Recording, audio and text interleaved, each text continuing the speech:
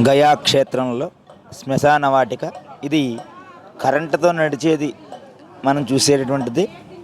Current ద్వారా శవదాహనం చేసేటువంటి మిషన్లన్నీ కూడా ఇక్కడ లోపల ఏర్పాటు చేయడం జరిగింది.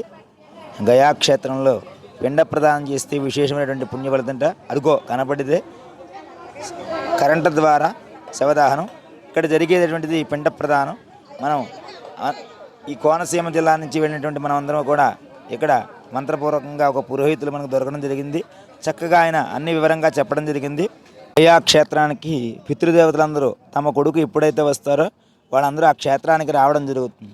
ఇక్కడ వాళ్ళు కొడుకులు పెట్టేటువంటి శ్రాద్ధం వల్ల 7 తరాల వారు తరింపబడేటువంటి పుణ్యస్థలి.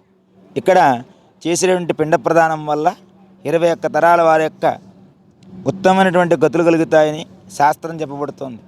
తండ్రి, తల్లి, అలాగే భర్త కానీ భార్య కానీ మరణించినటువంటి వారు, అలాగే వారి వంశంలో ఉన్నటువంటి పినతండ్రులు, పెద్దతండ్రులు, అలాగే మేనత్తలు, మేనమామలు, ఆఖరికి విద్య నేర్పినటువంటి గురువుగారు, మన ఇంట్లో ఉన్నటువంటి సేవకాజనంతో ప్రతి ఒక్కరికి కూడా వారి పేరు చెప్పిన పిండ ప్రదానం చేయడం ద్వారా వాళ్ళకు ఉన్నటువంటి నరకాది లోకాల నుంచి విముక్తి పొంది ఉత్తమమైనటువంటి స్వర్గలోకానికి వెళతారని శాస్త్రవచనం. ఇక్కడ చేసేటువంటి పిండ ప్రదానం వల్ల పితృదేవతలందరికీ కూడా ఉత్తమమైనటువంటి పుణ్యగతులు కలుగుతాయి. అలాగే ఇక్కడ చేసే ఏ చిన్న దానమైనా విశేషమైనటువంటి ఫలితాన్ని ప్రసాదిస్తుంది. అటువంటి ఫలితాన్ని ప్రసాదించిన గయలో శ్రాద్ధం ఎక్కడ చేసినా ఆ శ్రాద్ధం అంతా కూడా గయకే చెందుతుంది. అటువంటి గయా శ్రాద్ధాన్ని నిన్నటి రోజున మన కోనసీమ జిల్లా వాసులందరూ కూడా చక్కగా ఈ కార్యక్రమాన్ని నిర్వర్తించడం జరిగింది. ఇక్కడ మనందరికీ తెలిసినటువంటి మన తెలుగు ప్రాంతం నుంచి వచ్చినటువంటి పండితోత్తములు చక్కగా వివరంతో ప్రతి ఒక్క కుమారుడు తప్పనిసరిగా చేయవలసిన గయాపిండ ప్రార్థాన్ని శ్రద్ధగా చేయించడం జరిగింది. ఓం నమో వెంకటేశాయ. కాశీలో శవదహనం అస్థి సంచయనం చేయడం ద్వారా ముక్తి కలిగితే గయలో పిండ ప్రదానం వల్ల పితృదేవతలు తరింపబడతారట. ఇక్కడ జరిగే ప్రతి కార్యక్రమం కూడా పితృదేవతలకు ఎంతో ముక్తి కలిగించేటువంటిది. ఇక్కడ చేసినటువంటి పిండ ప్రదానాన్ని 3 భాగాలు చేసి మొట్టమొదటిగా విష్ణుపాదం అంటే గయాసురుని రాక్షసుడిని తొక్కడం కోసం శ్రీ మహావిష్ణు పాదంతో అదిమి పెట్టాట. అటువంటి పాదం దగ్గర మొట్టమొదటి పిండాన్ని వేయాలి. తర్వాత దానికి ముందుగా పలుగుని నదిలో ఒక పిండాన్ని సమర్పించాలి. 3వ పిండాన్ని తీసుకువెళ్ళి మర్రి చెట్టు దగ్గర ఇక్కడ ఉన్నటువంటి వటవృక్షం దగ్గర సమర్పించాలట.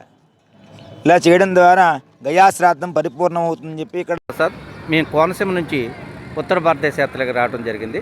దానిలో భాగంగా ఈరోజు గైకి రావడం జరిగింది. ఈ గై ప్రత్యేకత ఏంటంటే ఇక్కడ విష్ణుపాదం అనే గుడి ఉంది. ఇక్కడ గయాసుడు అనే రాక్షసుడు పూర్వం ప్రజల్ని అల్లకోలం చేసి చాలా నరకయాత్రలు పెట్టేవాడంట. ప్రజలు మునులు కూడా భగవంతుడిని ప్రార్థించక ఆ విష్ణుమూర్తి ఇక్కడ ప్రత్యక్షమై ఆ గయాసుడిని తన పాదంతో భూమిలోకి తొక్కి చంపేసాడని, గయాసుడు యొక్క శరీరం భూమిలో అప్పుడు ఉంది, ఈయన పాదాలు విష్ణు యొక్క పాదాలు బయట ఉన్నాయని చెప్పి ప్రాశస్యం దాన్ని దర్శించుకోవడం జరిగింది. అంతేకాకుండా భారతదేశంలో పితృకర్మలు చేసే స్త్రీలు కూడా చేసే ఏకైక ప్రదేశం గయా. ఇక్కడ భారతదేశంలో ఏ ప్రదేశంలో పురుషులే పితృకార్యాలు చేయాలి, కానీ ఇక్కడ మాత్రం స్త్రీలు కూడా చేయొచ్చు. దానికి ఒక కథ ఉంది. ఏంటంటే రాముడు తన యొక్క అరణ్యవాసంలో భాగంగా సీతా లక్ష్మణుడు సన్మితుడై వచ్చినప్పుడు ఇక్కడికి వచ్చేటప్పటికి గయలో తన తండ్రి దశరథుడికి పితృకార్యాలు చేయాలని నిర్ణయించుకున్నాడు. దానిలో భాగంగా లక్ష్మణుని వెంట పెట్టుకుని ఈ కార్యక్రమానికి సంబంధించిన వస్తువులు తేడానికి బయటికి వెళ్ళాడు. దాంట్లో ప్రజలు అతను చుట్టుముట్టడం లేట్ అయింది.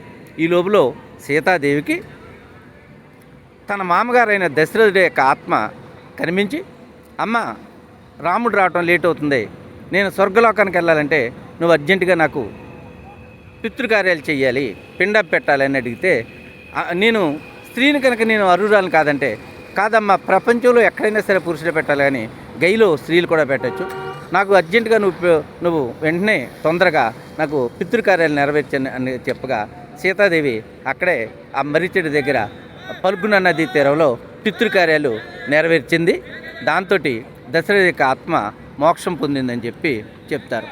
అందుకే ఇక్కడ సీతాదేవి యొక్క దేవాలయం, సీతాదేవి పిండం పెట్టిన దశరథుడికి పితృకార్యాలు నెరవేర్చిన పల్గుని నది ఇక్కడే ఉండటం గమనార్హం. అంతే కదండి. ఇంకా కార్యక్రమాలు నెరవేర్చిన తర్వాత అనంతరం రాముడు లక్ష్మణ సమేతుడై సీతాదేవి దగ్గరికి వచ్చి నా తండ్రి దశరథుడికి నేను పితృకార్యాలను నెరవేరుస్తానని చెప్పి చెప్పగా సీతాదేవి నేను ముందుగానే మా మావగారైన దశరథుడికి నేను కార్యక్రమాలు నిర్వహించానని చెప్పగా రాముడు కొంత ఆశ్చర్యగతుడే దీనికి సాక్ష్యం ఏంటి, నువ్వు పెట్టినట్టు సాక్ష్యం ఏంటి చెప్పనగా ఆమె ఫల్గునా నదిని అడిగింది. ఫల్గునా నదిని తాను దశరథుడికి పితృకార్యాలు చేసినట్టు సాక్ష్యం చెప్పమని అడగగా ఆ ఫల్గునా నది కొంచెం సీత మీద కోపంతో ఉంది.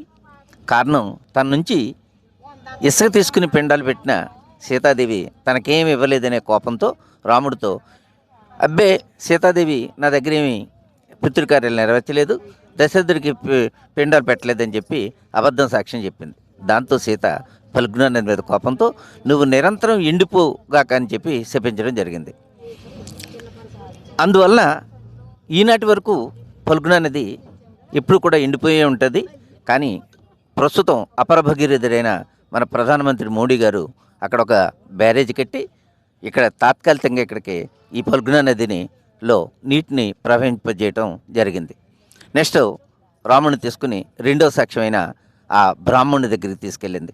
ఆ బ్రాహ్మణుడికి సీతాదేవి బియ్యం కానీ లేదా పప్పు దినుసులు నూనె మొదలైన పదార్థాలు ఇవ్వలేదు, రాముడు లేకపోవటం వల్ల తన దగ్గర. ఆ కోపంతో అమ్మ నేను ఎవరికే ప్రతికరమలు చేయలేదు, నువ్వెవరో నాకు తెలియదు పొమ్మని చెప్పి ఆయన కూడా అబద్ధ సాక్ష్యం చెప్పాడు. దాంతో సీతాదేవి ఆ బ్రాహ్మణుడి మీద కోపించి ఈ పితృకార్యాలు చేసే మీరందరూ కూడా అగ్రహారాలు ఉన్నప్పటికీ ఇప్పుడు కూడా అన్నానికి లేక ఆకలితో అలమటిస్తారో అని చెప్పి చెప్పించడం జరిగింది. ఇంకా మూడో సాక్ష్యం మిగిలింది మర్రి చెట్టు.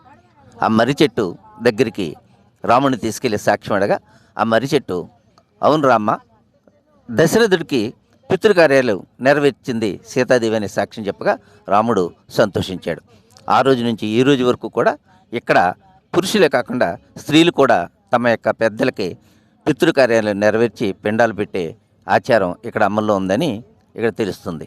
జై హింద్, నమస్తే.